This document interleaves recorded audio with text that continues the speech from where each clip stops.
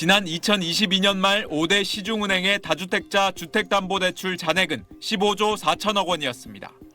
2023년 초 정부가 대출 규제를 완화하면서 다주택자 주담대는 빠르게 늘면서 지난달 말 기준 36조 4천억 원을 기록했습니다. 3년 전보다 130% 넘게 급증한 수치입니다. 이재명 대통령이 다주택자 금융 혜택을 연일 문제 삼는 가운데 금융당국은 규제 방안 마련에 속도를 내고 있습니다. 다주택자 대출 취급 현황과 만기 구조를 점검한 금융당국은 수도권 규제 지역의 아파트를 보유한 다주택자의 대출 만기 연장을 원칙적으로 허용하지 않는 안을 검토하는 것으로 전해졌습니다. 규제 지역 다주택자의 경우 신규 대출의 주택담보대출 비율 LTV 0%가 적용되는 만큼 만기 연장에도 동일하게 적용하는 방안이 거론되고 있습니다. 다만 원칙적으로 대출을 막되 단계적으로 대출 비율을 줄여나가는 방안이나 일정 요건 충족 시에만 대출을 해주는 방안도 검토되는 것으로 알려졌습니다. 다주택자가 대출을 상환하지 못해 주택이 경매에 나오는 등 임차인의 주거 불안이 생길 수 있기 때문입니다. 경매가 들어간다 그러면 보호를 받지 못할 수 있거든요. 매각을 유예해 주는 것도 한 방법일 수 있습니다. 김용범 청와대 정책실장은 SNS에서 다주택의 레버리지 의존 구조를 지금처럼 유지하는 것이 지속 가능한가라며 다주택 대출의 단계적 LTV 축소와 만기 구조의 차등화를 언급했습니다. 금융위원회는 모레 회의를 열어 다주택자 대출 연장 규제의 구체적인 방향을 논의할 예정입니다. SBS 전용우입니다. 서울 송파구의 3,600여 세대 규모 아파트입니다. 매물이 217건으로 한 달 전보다 41%나 늘었습니다. 호가를 1억 원 낮춘 매물도 적지 않지만 거래는 거의 이루어지지 않고 있습니다. 그거는 맞는데 손님들은 계속 가만 못 가는 상태죠. 더 떨어질 수도 있다 그렇게 생각하시더라고요. 대출도 안 나오고. 이재명 대통령이 다주택자 양도소득세 중과 유예 종료 방침을 밝힌 지난달 23일 이후 서울 아파트 매물은 16% 증가했습니다. 하지만 매수자들이 가격이 더 내려갈 걸로 기대하며 관망하는 데다 대출도 쉽지 않아 거래로 이어지진 않고 있습니다. 현재 15억 원 이하 아파트는 최대 6억 원까지 주택담보대출이 가능하지만 15억 원을 넘으면 대출 한도가 크게 줄어듭니다.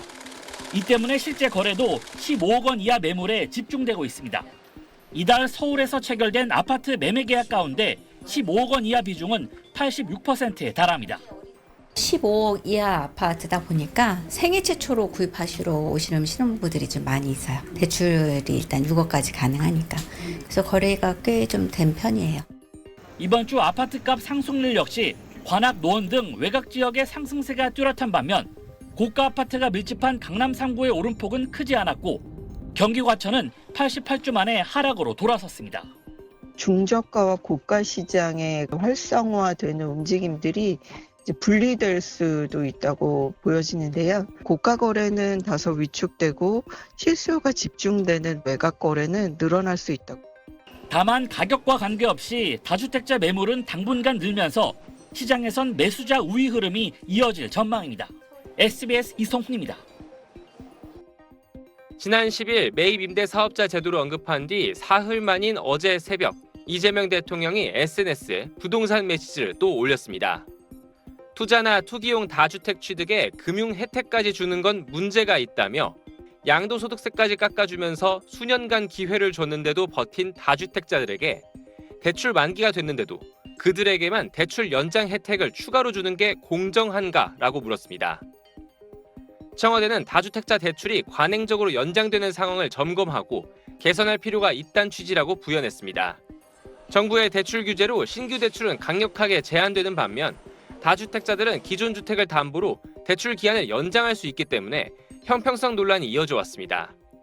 이 대통령은 추가 SNS 글에선 다주택자들이 이 좋은 양도세 감면 기회를 버리고 버티고 버텨서 성공한다는 건 망국적 부동산 투기를 잡으려는 정부 정책의 실패를 의미한다며 정책 결정권자의 의지가 있고 국민적 지지가 확보된다면 규제, 세제, 공급, 수요 조절 권한으로 해결할 수 있다고 자신하기도 했습니다. 그러면서 아직도 판단이 안 서느냐, 지금 시장이 정상인가, 지금 정부가 부당한가란 질문도 쏟아냈습니다. 냉철하게 계산기를 한번 잘 두들겨 볼 필요는 있습니다. 단언컨대 지금 파는 게 이익입니다.